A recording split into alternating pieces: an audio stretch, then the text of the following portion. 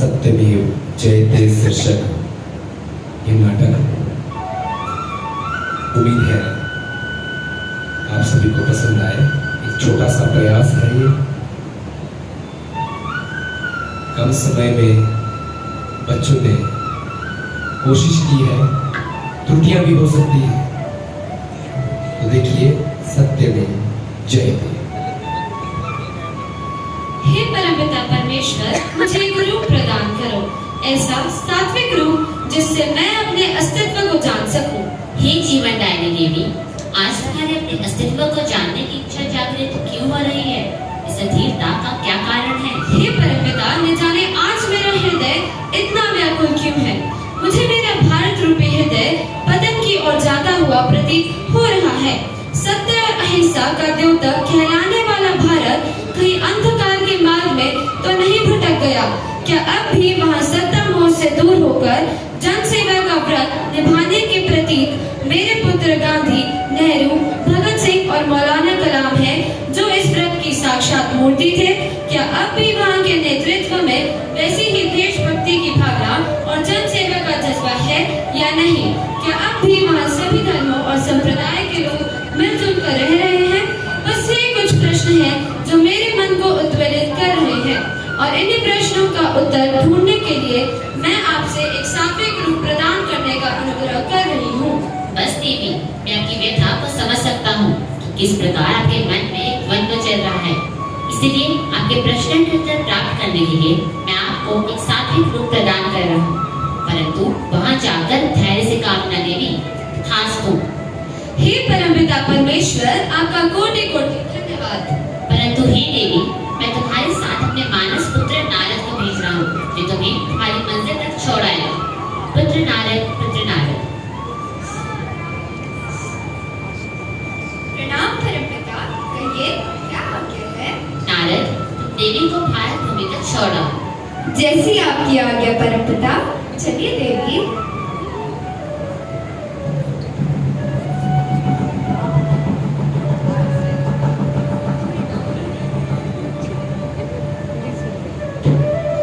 दे दी हमें आजादी बिना खड़ग बिना ढाल, साबरमती के संत तूने कर दिया कमाल। दे दी हमें आजादी बिना खड़ग बिना ढाल, साबरमती के संत तूने कर दिया कमाल। रघुपति राघव राजा राम, पतित पावन सीताराम। प्यारे बच्चों, तो जैसा कि आप सब जानते हैं, आज 2 अक्टूबर है, राष्ट्रपिता महात्मा गांधी का जन्म दिवस। तो आइए आज के दिन हम उस अमर और महान व्यक्तित्व को याद करें और उनके द्वारा दिखाए गए मार्ग पर चलने का प्रण लें। तो आप सभी मेरे साथ मिलकर कहिएगा, महात्मा गांधी की, महात्मा गांधी की, महात्मा गांधी की, राष्ट्रपिता महात्मा गांधी, राष्ट्रपिता महात्मा गांधी। देखा नारद, आज भी मेरे पुत्र गांधी के जन्म दिवस को कितने धूमधाम से मनाया जाता है। सत्य और अहिंसा के मार्ग पर चलने का प्रण लिया जाता है। मुझे मेरे भारत का भविष्य उज्जवल दिखाई दे रहा है। अच्छा देवी, अब मुझे आज्ञा दे। अब देवी, मैं उचित समय पर आपके पास आऊंगा। नारायण नारायण।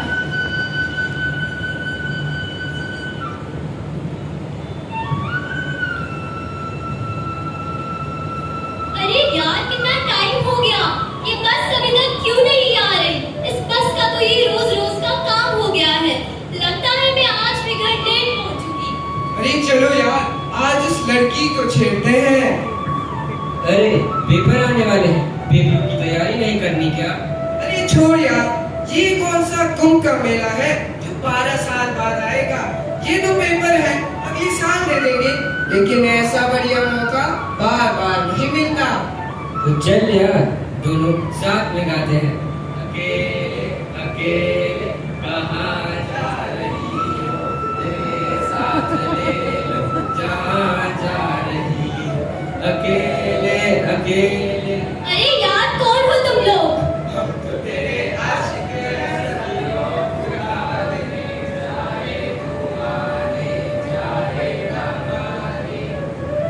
बदतमीज, तुम्हें लड़की को छेड़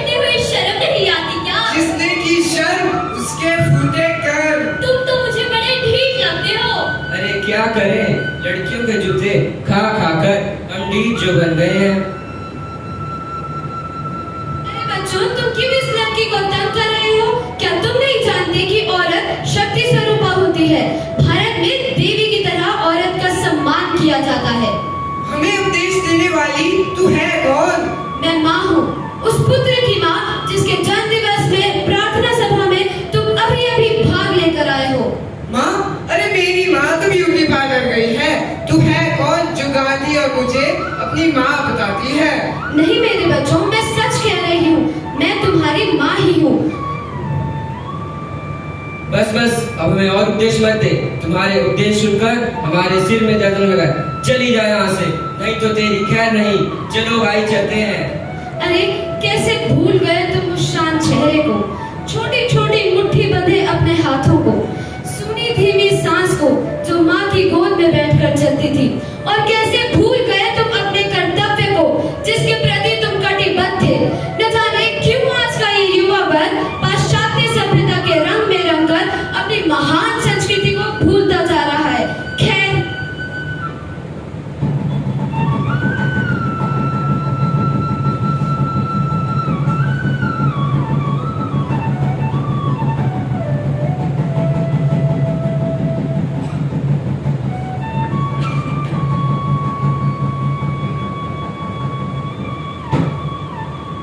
सरदार, हमने उनके 10 आदमियों को मार गिराया और कईयों को घायल भी कर दिया। शाबाश, तुमने बहुत अच्छा किया जो उन्हें उनकी औकात दिखा दी। आओ रहीम खान, आओ, मैं तुम्हारी ही प्रतीक्षा कर रहा था। मुझे पता था कि तुम अवश्य आओगे। इतने व्यक्तियों की निर्मम हत्या का अपराध क्या क्षमा योग्य है? हमने कोई अपराध नहीं किया। अपने अधिकारों की रक्षा के लिए जो उचित समझा वही किया। अधिकारों की रक्षा क्या हत्या करने से होती है रामदास? हम ऐसे न करते तो क्या करते? वो भूमि हमारी है और तुम उस पे सांप की तरह कुंडली जमा कर बैठे हो।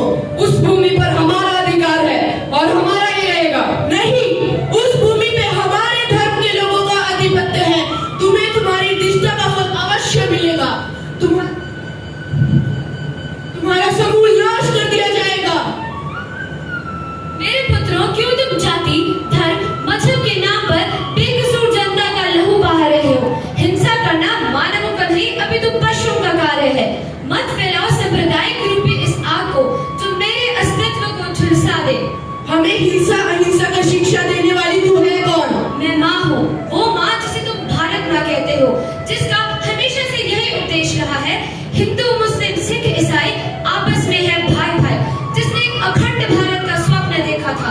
परंतु तुम तो आज उस अखंड भारत को खंड खंड कर देना चाहते हो। हमें भाईचारे की शिक्षा मत दे, अन्यथा हम तेरे शरीर को खंड खंड कर देंगे। कितनी जलपक हो गई है मेरी संतानें, जो लहू का रंग एक, रंगों का रंग एक होने पर भी अपने आप को नहीं मानती है। मैं यहाँ से चली जाती हूँ, परंतु याद रखना, आपसी झगड़े से कभी किसी का भला नहीं होता, कभी किसी का भला नहीं होता, कभी किसी का भला नहीं होता।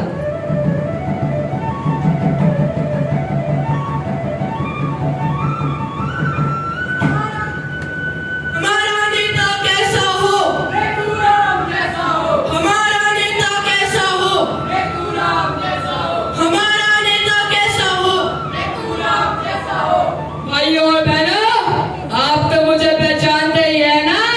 आपका परम सेवक नेतूराम। जैसा कि आप जानते हैं, चुनाव आने वाले हैं, इसलिए मुझे आपकी याद आ गई।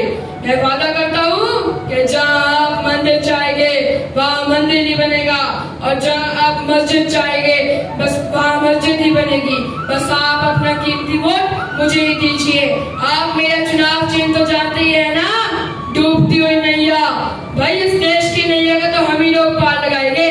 चलो चलता हूँ, मुझे अपनी शराब की फैक्ट्री का उद्घाटन भी करना है। हमारा नेता कैसा हो? हमारा नेता कैसा हो?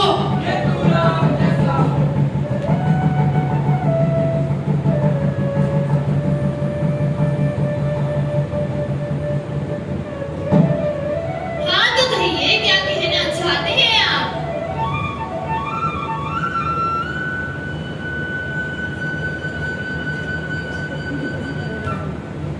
वकील साहब, मैं चाहता हूँ कि आप मेरे भाई का मुकदमा लड़े। लेकिन आपके भाई ने किया क्या है? कुछ नहीं वकील साहब, एक आदमी से उसकी बहस हो गई और टैच मारकर उसने उसको मार दिया। ये तो बहुत पेचीदा केस है। इसमें तुम्हारे भाई को फांसी या उम्र कैद भी हो सकती है। नहीं नहीं, ये आप क्या कह रहे हैं? आपके भरोसे ही तो मैं यहाँ आया हूँ। आप समझते क्यों नहीं? इस केस के सारे तथ्य आपके भाई के विरुद्ध हैं। तो इस मुश्किल को आसान कीजिए। ये लीजिए 50 लाख रुपए और सारे सबूतों और तथ्य को अपनी ओर कर लीजिए। बाकी 3-4 झूठे गवाह मैं पेश कर लूंगा। आप बस मेरे भाई को बचा लीजिए प्लीज। परंतु ये तो बेईमानी होगी। तो रहने दीजिए, मैं किसी और वकील को देख लूंगा। चलिए, अगर आप इतना मजबूर कर रहे हैं तो मैं आपका केस लड़ लेती हूँ। बस आपको कुछ 3-4 झूठे गवाह पेश करने हैं, बाकी का काम मैं कर दूंगी। अच्छा, भारत में इतना अंधकार फैल चुका है कि सत्य को सरेआम नीलाम किया जा रहा है। क्या सत्य की पुकार सुनने वाला कोई नहीं है? अरे, तू सत्य की बातें करने वाली तू है कौन? मैं माँ हूँ, वो माँ जिसे तुम भारत माँ कहते हो। तुम तो आज ठीक से मुझे पहचान भी नहीं पा रहे।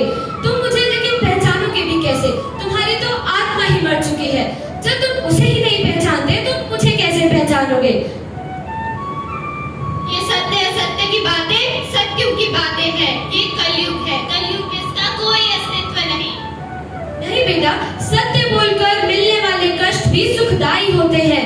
सत्य बोलकर असीम सुख की प्राप्ति होती है।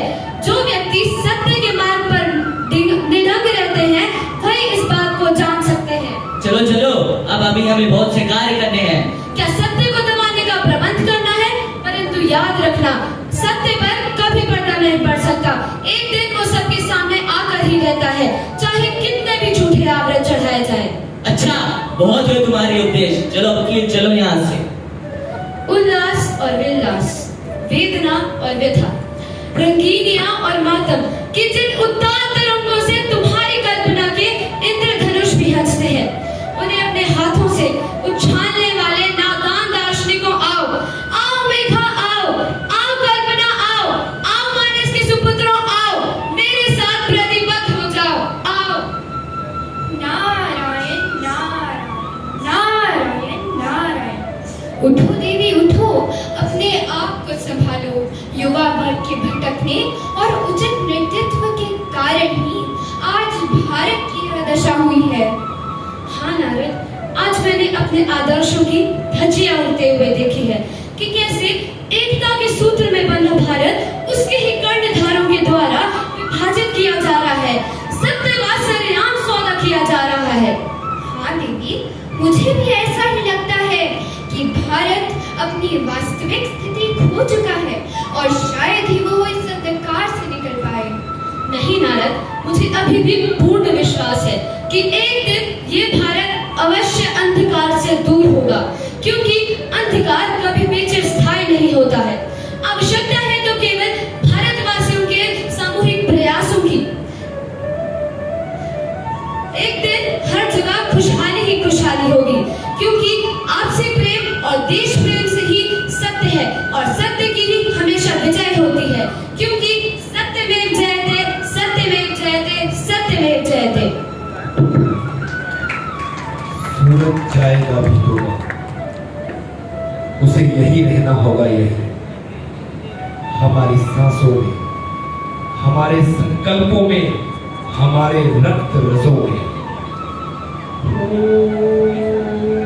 आशा में रह गया वो सपना, राम भरोसे देश है अपना, राम भरोसे देश है अपना।